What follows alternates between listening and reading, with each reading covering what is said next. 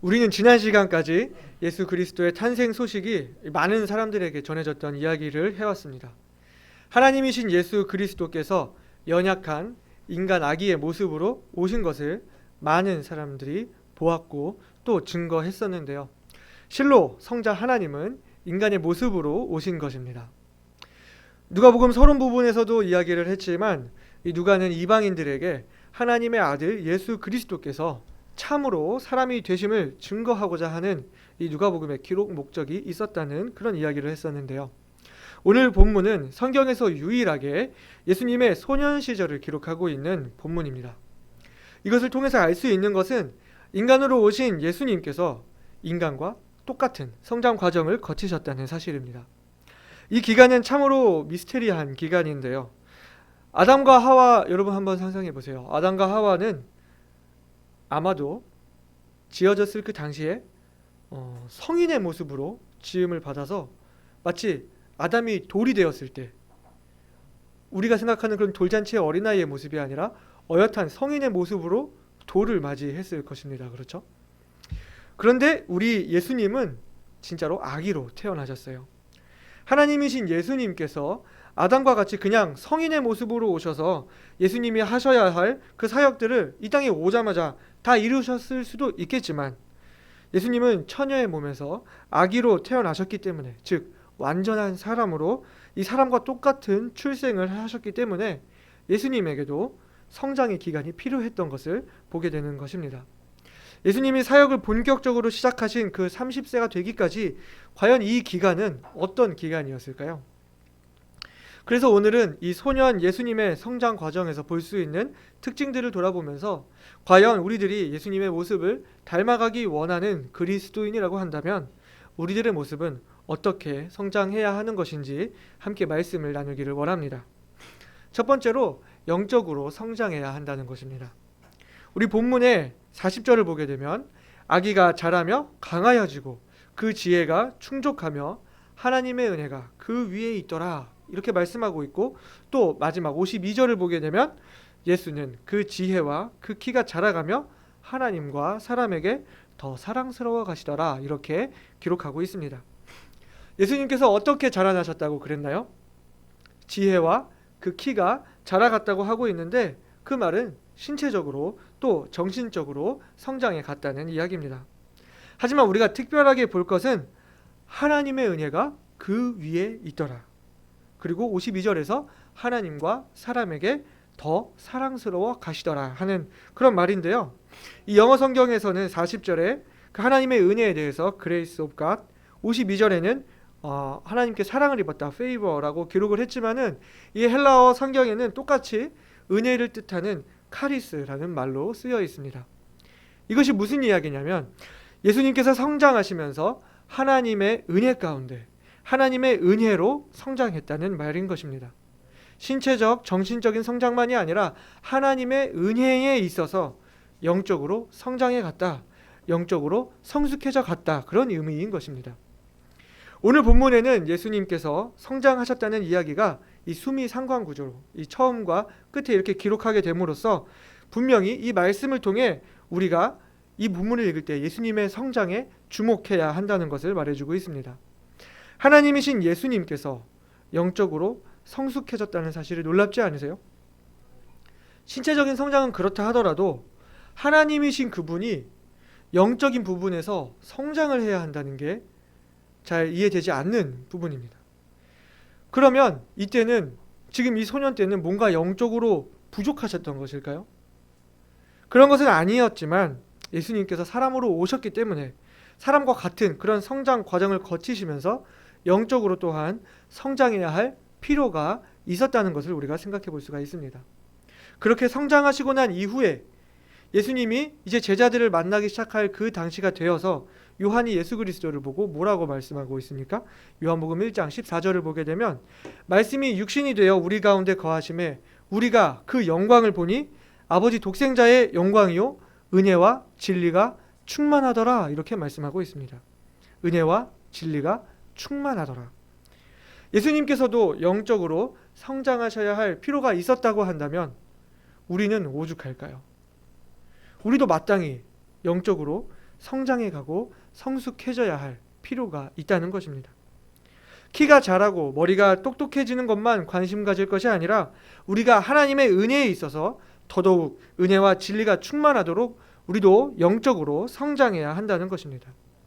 베드로후서 3장 18절에 오직 우리 주 예수 그리스도 오직 우리 주 곧 구주 예수 그리스도의 은혜와 저를 아는 지식에서 자라가라, 그렇게 말씀을 하고 있는데요. 우리가 그냥 자라가는 것이 아니라 주님의 은혜 가운데서 주님을 아는 지식에서 자라가야 한다는 것입니다. 여러분, 얼마나 영적인 성장에 관심을 가지고 계십니까? 특별히 부모님들이 되시기 때문에 부모님들께 도전하기를 원합니다. 우리 자녀들이 영적으로 자라가도록 우리 부모들이 도와줘야 합니다. 제가 빵을 참 좋아하는데요. 요즘은 빵을 사 먹으려고 하면은 거의 파리 게트, 레주르 같은 그런 빵집을 갑니다. 제가 동네를 돌아다니다 보니까 그 작은 빵집들이 몇 개 있더라고요. 근데 요즘은 거의 이런 그룹에서 운영하는 이 프랜차이즈 빵집들이 줄을 이루고 있는데, 저런 작은 빵집이 과연 될까 싶어서 이렇게 보니까요, 젊은 어머니들이 줄을 서서 기다리고 있어요. 그래가지고 아니, 저렇게 작은 빵집에서 무슨 빵이 그렇게 맛있어서 그렇게 줄을 서서 빵을 사가나 하고 유심히 보니까 다들 손에 이 식빵을 들고 나오시는 거예요. 어디 지역에 무슨 그 유명한 옥수수 빵도 아니고 튀김 소보로 빵도 아니고 크림치즈 빵도 아니고 어떤 특별한 빵이 아니라 어디 가나 쉽게 볼 수 있는 그 식빵을 다 이렇게 들고 나오고 있으니까 너무 웃기는 거예요. 그래가지고 그 식빵이 뭐가 다르나 하고 이렇게 보니까 그 식빵이 무슨 유기농 재료로 이렇게 만든 천연 발효종 그런 걸로 만든 식빵이래요. 근데 그런 빵집이 여기저기 있는 것을 볼 수가 있었습니다. 아, 과연 이 어머니들은 아이들에게 이 예민해서 그런지 아무거나 먹이지 않는구나, 이런 것들을 생각할 수가 있었습니다. 그런가 하면은 요즘 학생들을 전도하려고 보니까요, 도저히 만날 시간이 없습니다. 평일에는 당연한 것이고요, 주말에도 학원 가느라고 만나기도 힘들고, 또 이제 주말에 아이들도 이제 지치니까 주말에는 좀 쉬고 싶은 거예요. 그리고 가족들과 함께 있는 시간을 아이들도 주말에 돼서야 가족들과 함께 그 시간을 보낼 수가 있는 거예요. 그러니까 만나기가 참으로 어렵고 그런 것을 볼 수가 있었습니다. 무슨 말을 하고 있는 것입니까? 이 자녀들의 건강한 성장을 위해서 이 먹는 것도 또 공부시키는 것도 가장 좋은 것으로 최선을 다하고 있다는 것이죠. 그러나 자녀들의 신체적, 정신적인 건강과 성장을 위해서 아무거나 먹이지 않고 또 좋은 것 먹이고 좋은 학원 보내고 최선의 노력을 다하면서 자녀들의 이 영적인 성장을 위해서는 그만큼의 노력을 다하지 않는다면 그것은 성공적인 부모라고 할 수가 없다는 것입니다. 지지난주에 이 미국으로 유학 가는 최우준 형제가 간증을 했었습니다. 다른 아이들 숙제 못해서 혼나고 또 문제 못 풀어서 혼날 때 우진 형제 그 남매들은 암송 못해서 혼나고 큐티 안 해서 혼났다고요. 기억하시죠? 여러분, 그 말이 이상하게 들리셨습니까? 좀 유별나다고 들리셨나요? 목회자의 자녀니까 그것은 특별한 경우라고 생각을 하셨나요? 그런데요, 그게 이상하게 들리면 안 되는 거예요. 모든 그리스도인 부모들은 그런 부담을 가져야 하는 것입니다. 우리가 자녀의 성장을 위해 애쓰는 만큼 그만큼 자녀들의 영적인 성장을 위해서 우리의 최선의 노력을 다해야 한다는 것입니다. 여러분, 자녀들의 영적인 성장을 위해서 어떤 노력을 하고 계십니까? 자녀들을 위해 얼마나 기도하고 계십니까? 또 자녀들에게 얼마나 기도를 가르치고 계십니까? 자녀들에게 얼마나 말씀을 읽게 하고 계십니까? 또 자녀들을 얼마나 예배에 참석하게 하고 계십니까? 또 자녀들에게 얼마나 경건의 시간을 갖게 하고 계십니까? 물론 우리 아이들을 건강하게 똑똑하게 키우는 것도 중요하겠지만 무엇보다 우리는 우리 아이들이 하나님의 은혜에서 하나님을 사랑하는 사람으로 성숙하도록 노력해야 하는 것입니다. 성경에 자녀 교육에 실패한 사람들이 여러 명 나옵니다. 대표적으로 엘리 제사장이 있습니다. 그의 아들 홈리와 비느하스를 바른 길로 인도하지 못했고 결국 아들이 죽는 소식을 아버지가 듣게 되는 이 비극, 그리고 그로 인해 그 소식을 듣자마자 자신 또한 죽게 되었습니다. 무엇이 문제였습니까? 그의 아들들에게 성전에서 하나님께 드리는 그 예물에 대한 중요성을 가르치지 못했습니다. 하나님을 업신 여기는 행동임에도 불구하고 그것을 방치하게 둔 것입니다. 솔로몬은 어떻습니까? 하나님께 지혜를 구했던 왕이었어요. 하나님이 주신 지혜로 이스라엘을 그 어느 때보다 막강하게 다스렸던 왕이었지만 솔로몬 이후에 이스라엘은 남과 북으로 나뉘어지게 됩니다. 솔로몬의 후궁이 1000명, 각종 그 이방 신들을 이스라엘로 데리고 들어왔을 때 그 아들들이 과연 하나님을 사랑하는 법을 배울 수 있었을까요? 그런가 하면 자녀 교육에 성공한 사람 또한 있었습니다. 사도 바울이 아들이라고 불렀던 그 디모데는 그의 외할머니 로이스와 그의 어머니 유니게로부터 믿음을 전수받았고 훌륭한 주의 종으로 쓰임받았던 것을 우리가 알 수 있었습니다. 오늘날 많은 청소년들이 믿음을 잃고 교회에서 떠나가고 주님을 저버리고 방황하는 일이 많은데요. 우리 아이들이 방황하지 않도록 하나님의 은혜 가운데서 자라가도록 애쓰는 우리 모든 부모님들이 되시기를 바랍니다. 또한 자녀들뿐만 아니라 나 자신 또한 내가 영적으로 성장하기를, 하나님의 은혜와 말씀으로 충만하기를 노력해야 한다는 것입니다. 오늘 고린도전서 1장 24절에는 오직 부르심을 입은 자들에게는 유대인이나 헬라인이나 그리스도는 하나님의 능력이요 하나님의 지혜니라 라고 말씀을 했는데요. 사랑하는 여러분, 자녀가 지혜로운 사람이 되기를 원하십니까? 예수 그리스도께서 지혜이십니다. 또한 여러분께서 더욱 지혜로워지기를 원하십니까? 예수 그리스도께서 지혜이십니다. 그리스도인 엄마로서, 그리스도인 아빠로서, 그리스도인 남편, 그리스도인 아내로서 뿐만 아니라 그리스도인 자녀로서, 그리고 한 사람의 그리스도인으로서 주님의 은혜와 저를 아는 지식 가운데 영적으로 성장해가고 성숙해가는 저와 여러분이 되시기를 바랍니다. 두 번째로는요, 영적인 정체성을 찾아야 한다는 것입니다. 오늘 본문에서 말하고 있는 특이한 사건 속으로 들어가 보겠습니다. 예수님께서 12살 되던 해에 이 요셉과 마리아는 예수님과 함께 매년 하던 대로 유월절을 맞아서 예루살렘으로 올라갔습니다. 모든 일정을 마치고 나사렛으로 돌아가는데 하루를 가서 보니까 예수님이 없어졌습니다. 참 신기한 부분입니다. 어떻게 아이를 잃어버릴 수가 있느냐 이겁니다. 하루길을 가는 동안 그렇게 예수님에게 무관심했나? 이렇게 생각이 들 수도 있는데요. 이 유대인의 유월절은 모든 유대인들이 예루살렘으로 모여들었기 때문에 보통 인파가 아니었습니다. 그렇기 때문에 이 예루살렘으로 향하는 이 여정에는 요셉과 마리아뿐만 아니라 모든 여정을 같이 하는 그 그룹으로 대가족 단위로 함께 이렇게 움직이는 것입니다.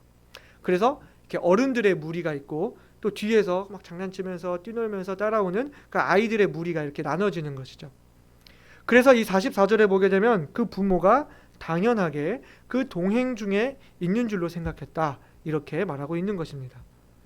그리고 아마 성경에는 나와 있지 않지만 아마도 이 요셉과 마리아에게 예수님의 동생 야고보가 이 갓난 아기로 있지 않았겠느냐, 이런 생각을 좀 해봤습니다. 그래서 조금은 이 예수님에게 신경을 못 써줬을 수도 있지 않겠나, 이런 생각을 했어요. 어찌됐든 예수님을 잃어버렸습니다. 아주 사색이 되어서 찾았겠죠. 그런데 사흘 후에 성전에서 찾았습니다. 그런데 성전에 가서 보니까 예수님께서 선생들과 함께 묻고 답하며 대화를 나누고 있는 거예요. 태연하게. 당연히 어머니 마리아는 아들에게 한마디 하겠죠. 얘야, 어찌 이렇게 했니? 여태 찾아다녔잖니. 그런데 예수님께서 하시는 대답이 아주 신기합니다. 어찌하여 나를 찾으셨나이까? 내가 내 아버지 집에 있어야 될 줄을 알지 못하셨나이까? 그러니 요셉과 마리아가 이게 무슨 말을 하는 건지 깨닫지 못했다고 그렇게 말씀하고 있는 것입니다. 여러분, 사춘기 소년의 그 혈기왕성한 예수님이 부모님께 반항한 것일까요? 예수님이 왜 성전에 머물고 계셨던 것일까요? 주님 말씀하시기를 내가 내 아버지 집에 있어야 될 줄을 알지 못하셨나이까 하셨어요. 여기서 우리는 예수님께서 자신의 정체성을 알고 계시다는 것을 볼 수 있습니다. 다시 말해 예수님은 자기 아버지가 누구인지 알고 계셨고, 자신이 있어야 할 곳이 어디인지 알고 계셨고, 자신이 해야 할 일이 무엇인지 알고 계셨다는 것입니다. 예수님은 성전을 가리켜서 아버지의 집이라고 했습니다. 여러분, 법적으로 예수님의 아버지는 요셉이었습니다. 어머니 마리아를 인정하려면은 그 요셉을 아버지로 인정해야 하는 것입니다. 아마 계속 그렇게 자랐을 거예요. 요셉이 너는 내 자식이 아니야, 이렇게 예수님을 길렀을까요? 그렇게는 생각되지 않는데요. 아마 자기 친자식처럼 사랑하면서 돌보았을 것입니다. 하지만 예수님은 하나님이 자기 아버지이신 것을 알고 계셨던 것입니다. 요셉은 영적인 아버지도 아니고 육신의 아버지도 아니지만은 법적으로 혈통적으로 아버지셨습니다. 모든 율법을 이루신 예수님이기 때문에 부모를 공경하라는 그 율법을 누구보다 잘 지키셨을 것입니다. 그러나 하나님을 아버지라고 하는 것은 요셉에 대한 거부가 아니라 예수님에게 있어 우선순위, 진정으로 내가 누구를 아버지로 모셔야 하는가에 대한 그 우선순위를 알고 계셨다는 것입니다. 또 예수님은 내가 내 아버지 집에 있어야 될 줄 알지 못하셨나이까 이렇게 말씀하셨는데, 이게 영어 성경을 보게 되면 Father's business, 아버지의 일로 번역이 돼 있어서 직역하면 아버지의 일을 해야 함을 알지 못하셨나이까 이렇게 되는데, 이 헬라어 성경을 찾아보면 ου크 에데이테 호티 엔 토이스투 파트로스 무 데이 에이나이 메, 이 무슨 말인지 모르시겠죠? 내가 아버지의 것에 있어야 될 줄 알지 못하셨나이까, 이런 말입니다. 그러니까 중요한 것은 예수님께서 지난 3일간 계속 성전에 계시면서 왜 따라오지 않았느냐는 그 모친의 질문에 대답으로 한 그 대답이었기 때문에 문맥상 어머니께 내가 여기에 있는 것이 당연하지 않느냐는 그런 의미로 우리가 받아들일 수가 있습니다. 따라서 예수님은 자신이 있어야 할 곳이 어디인지 알고 계셨다는 것이죠. 또 예수님은 성전에서 율법 선생들과 함께 말씀을 가지고 서로 변론하던 것을 보게 되는데요. 듣는 자가 그 지혜와 대답을 기이 여겼다고 말씀하고 있습니다. 요즘 유대인의 교육법이라고 해서 이 하브루타 교육법이 뜨고 있는데요. 우리나라를 비롯한 이 유교 문화가 강한 문화에서는 이 수직적인 관계에서 교사나 또 이 부모나 교사가 이 자녀 혹은 학생들에게 이렇게 일방적으로 가르치는, 수동적으로 가르침을 받게 되는 그런 모습이지만은, 이 유대인들의 하브루타라고 하는 것은 어른아이 할 것 없이 누구나 동등한 위치에서 질문하고 또 대답하고 이렇게 생각을 나눌 수 있는 그런 방식의 교육 문화입니다. 예수님께서 율법 선생들과 함께 율법에 대해서 논하고 묻고 질문하는, 그런 대답하는 그런 과정 속에서 우리가 쉽게 생각하기를 선생들이 예수님을 가르치는데 예수님이 그것을 잘 이해하고 잘 배워서 이 배우는 태도가 좋았지 않겠나 하는 그런 생각을 할 수가 있는데, 그뿐만이 아니라 예수님은 율법 선생들과 대등한 입장에서 그들과 맞서서 토론할 수 있을 정도로 오히려 예수님의 율법에 대한 이해와 그 지혜, 그 대답에 있어서 뛰어났기 때문에 모두가 기이하게 여기며 도리어 이 선생들도 예수님을 통해 배우게 되는 그런 모습들이었던 거죠. 따라서 예수님은 하나님의 말씀을 나누고 가르치는 이 자신이 해야 할 일이 무엇인지 알고 계셨다는 것을 보게 되는 것입니다. 12살, 사춘기에 접어드는 이 시기는 자신의 정체성을 확립하는 기간입니다. 소년이었던 예수님은 자신의 진정한 정체성, 내 아버지가 누구이며 있어야 할 곳이 어디이며 해야 할 일이 무엇인지, 즉 내가 누구인지 자신의 영적인 정체성을 찾고 계셨다는 것입니다. 그렇다면 우리 그리스도인들도 자신의 영적인 정체성을 찾을 수 있어야 한다는 것입니다. 내가 누구인지, 내 아버지가 누구인지 내가 어디에 있어야 하는지, 내가 무슨 일을 해야 하는지 이 질문들에 대한 대답을 찾아가며 내 삶의 영적인 정체성을 찾아야 한다는 것입니다. 내 아버지가 누구인지 알아야 합니다. 내가 주님의 자녀라는 것, 하나님께서 나의 아버지라는 것, 내가 예수 그리스도의 대속과 그 부활을 믿고 구원받았지만 그것이 다가 아니라 내가 거듭났다는 것, 하나님의 자녀가 되었다는 것, 그래서 구원만 얻은 것이 아니라 내 인생에 예수 그리스도를 얻었고 하나님을 얻었다는 것을 점점 더 알게 되어야 한다는 것입니다. 여담으로요, 저희 어머니께서 제가 어렸을 적에 무엇이 필요해서 이렇게 필요를 구하게 되면 어머니가 말씀하시기를, 나는 능력 없으니까 네 아버지한테 가서 구해. 나도 내 아버지한테 가서 구하겠다. 이렇게 말씀을 하셨었어요. 저희 아버지 말고요, 저희 아버지요. 물론 육신의 아버지가 계시지만 하나님이 내 아버지라는 것, 신랑이 있지만은 예수님이 나의 신랑이라는 것, 이 영적인 우선순위를 알아야 한다는 것입니다. 그리고 내가 있어야 할 곳이 어딘지 알아야 합니다. 하나님이 나의 아버지시고 그리스도가 나의 주인 되신다면 내가 세상의 자리에 있는 것이 아니라 아버지의 집에, 주님께서 기뻐하시는 자리에 있어야 한다는 것입니다. 우리 시편 1편 1절과 2절에 어떻게 말씀하고 있습니까? 복 있는 사람은 악인의 꾀를 쫓지 아니하며 죄인의 길에 서지 아니하며 오만한 자의 자리에 앉지 아니하고 오직 여호와의 율법을 즐거워하여 그 율법을 주야로 묵상하는 자로다. 우리 매일의 삶이 예배자의 삶을 살아야 하는 것이지만 적어도 하나님을 예배하는 그 시간에는 하나님을 예배하는 그 자리에 있어야 하는 것입니다. 우리 월요일에 큐티책 포장하다가 그런 얘기 했었습니다. 개똥도 약에 쓰려면 없다. 못 찾다가 그런 얘기 했죠. 가위 찾다가 그런 얘기 했습니다. 하나님께서 쓰시고자 할 때에 굳이 막 숨어있는 저를 이렇게 막 힘들게 찾아가지고 우리를 쓰시게 하는 것이 아니라, 주님 내가 여기 있나이다, 나를 보내소서 하고 그 주님 앞에 언제나 드릴 준비가 되어 있는 그 자리, 주님을 찬양하는 자리, 주님을 예배하는 자리, 주님께 기도하는 자리, 주님을 증거하는 자리, 주님께 헌신하는 자리, 주님을 영화롭게 하는 그 자리에 우리가 있어야 하는 것입니다. 나의 우선순위가 무엇인지, 내가 어디에 있어야 하는지, 내가 무슨 일을 해야 하는지, 내가 누구와 어울리며 어떤 대화를 나눠야 하는지 우리의 영적인 정체성이 확립되어야 한다는 것입니다. 세 번째는요, 권위에 순종할 수 있어야 한다는 것입니다. 더욱 재미있는 것은 이 이야기의 마지막인데요, 우리 본문 51절과 52절을 같이 읽어보시겠습니다. 예수께서 한 가지로 내려가사 나사렛에 이르러 순종하여 받드시더라. 그 모친은 이 모든 말을 마음에 두니라. 예수는 그 지혜와 그 키가 자라가며 하나님과 사람에게 더 사랑스러워 가시더라. 아멘. 예수님은 자신이 누구인지, 아버지가 누구인지, 자신이 어디에 있어야 하며 해야 할 일이 무엇인지 알고 계셨습니다. 하지만 예수님은 육신의 부모에게 순종하셨습니다.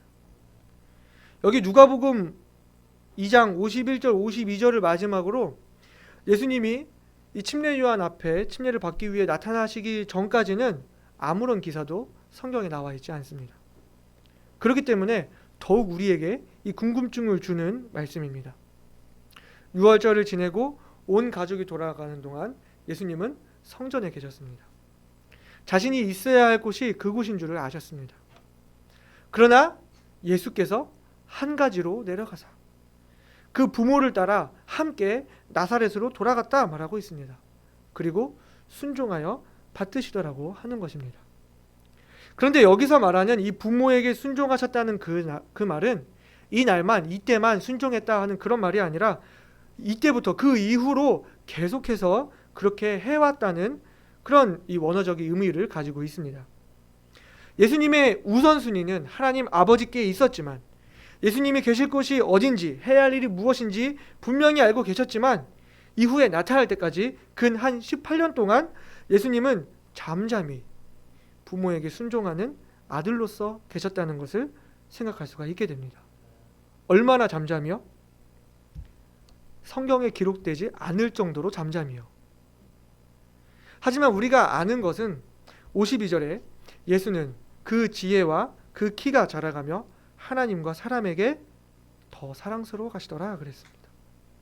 하나님의 아들임이 분명해졌지만 하나님의 은혜에 있어서 계속해서 자라가면서 하나님의 사랑을 받았지만 뿐만 아니라 사람에게 또한 더욱 사랑스러워 가셨다.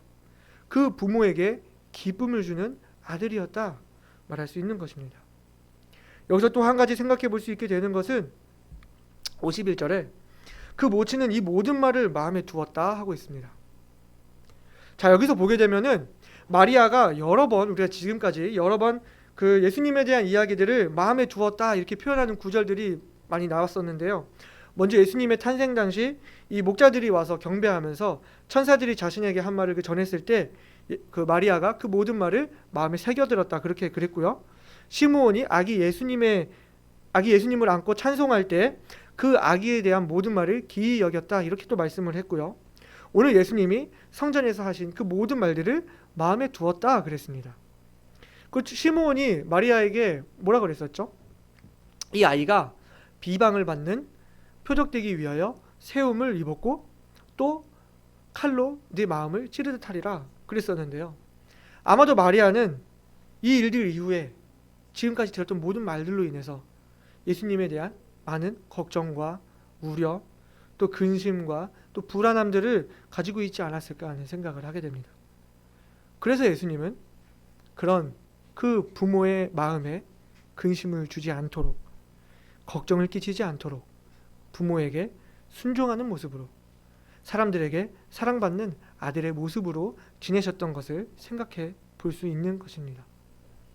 예수님은 자신이 누구신지 아셨기 때문에 얼마든지 그 전에도 독립하셔서 하늘 아버지의 일을 시작하실 수도 있었겠지만 그 육신의 부모의 권위를 무시하지 않으셨던 것입니다. 여기서 우리가 알 수 있는 것은 우리 그리스도인들의 영적인 성장에 있어서도 우리가 영적인 정체성을 찾았다고 할지라도 이 땅에 있는 이 땅의 권위들을 무시할 수는 없다는 것입니다. 하나님을 사랑한다고 해서 하나님을 영화롭게 하겠다고 해서 하나님이 우리에게 주신 가족들을 모두 내팽개칠 수는 없다는 것이죠. 이단 사이비 종교에 빠져서 가족들을 다 내버리는 그런 광신도들이 아니라 자신이 누구인지 내가 어디에 있어야 하는지 내가 무슨 일을 해야 하는지 알고 있지만 가정의 권위에 학교의 권위에 나라의 권위에 주님께서 허락하신 권위들에 순종할 수 있는 더 차원 높은 믿음이 우리에게 필요하다는 것입니다. 예전에 어디서 이런 말을 들은 적이 있습니다. 30대 교수는 자기도 모르는 것을 가르치고 40대 교수는 자기가 아는 것만 가르치고 50대 교수는 학생들이 이해하는 것만 가르친다. 이런 말을 들었는데요. 아마 나경이는 운동을 하기 때문에 학교에서 이 남자아이들과 막 몸을 부딪히면서 늘 거예요. 안 봐도 뻔합니다. 근데 아마 지금은 나경이가 생각하기를 남학생들을 자기가 실제로 다 그렇게 이긴다고 생각하는지 모릅니다. 하지만 조금 시간이 지나면요, 남학생들이 져주고 있었다는 것을 알게 될 거예요. 이 어설프게 힘이 센 사람은 힘을 조절할 줄을 모릅니다. 하지만 정말 강한 사람은 그 힘을 조절할 줄 아는 것입니다. 알고 하는 것과 모르고 하는 것이 다르죠. 우리가 권위에 그냥 무작정 복종하는 거랑 우리가 하나님께서 주신 그 권위에 순종하는 것을 알면서 순종하는 것은 차원이 다른 것입니다. 이 무조건적인 복종은 맹신으로 이끌게 되지만 지혜로운 순종은 더 크고 깊은 믿음으로 이끄는 것입니다. 예수님께서 하나님과 또 사람들에게 더 사랑스러워 가셨던 것처럼 우리들 또한 하나님과 사람 사이에서 하나님과 사람에게 기쁨이 되는 그런 믿음으로 성장되기를 바랍니다.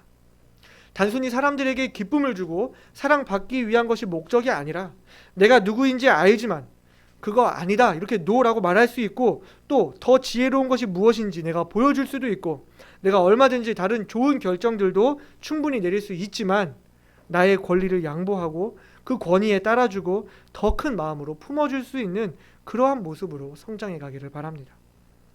물론 우선순위에서 벗어나지 않는 선에서요. 그렇기 때문에 우선순위가 무엇인지 아는 그 영적인 정체성이 확립되는 게 중요한 것이겠죠.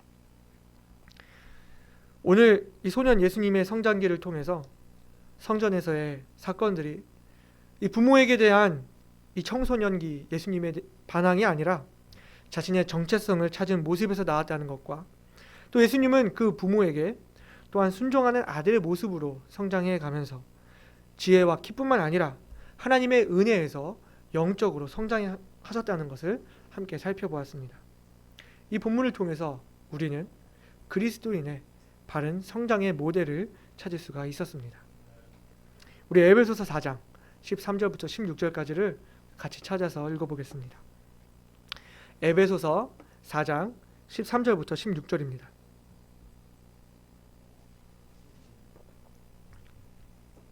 에베소서 4장 13절부터 16절 같이 읽어보겠습니다. 우리가 다 하나님의 아들을 믿는 것과 아는 일에 하나가 되어 온전한 사람을 이루어 그리스도의 장성한 분량이 충만한 데까지 이르리니 이는 우리가 이제부터 어린아이가 되지 아니하여 사람의 괴술과 간사한 유혹에 빠져 모든 교훈의 풍조에 밀려 요동치 않게 하려 함이라. 오직 사랑 안에서 참된 것을 하여 범사에 그에게까지 자라일지라. 그는 머리니 곧 그리스도라. 그에게서 온 몸이 각 마디를 통하여 도움을 입음으로 연락하고 상합하여 각 지체의 분량대로 역사하여 그 몸을 자라게 하며 사랑 안에서 스스로 세우느니라. 아멘. 우리가 신체적으로 건강한 것, 정신적으로 건강하게 자라는 것 중요하지만 영적으로 성장해가는 것이 무엇보다 중요합니다. 그리스도 안에서 자기의 정체성을 찾고 하나님과 사람들에게 사랑을 받으며 무엇보다 하나님의 은혜 가운데 자라가는 저와 여러분이 되시기를 바랍니다. 다 같이 기도하시겠습니다.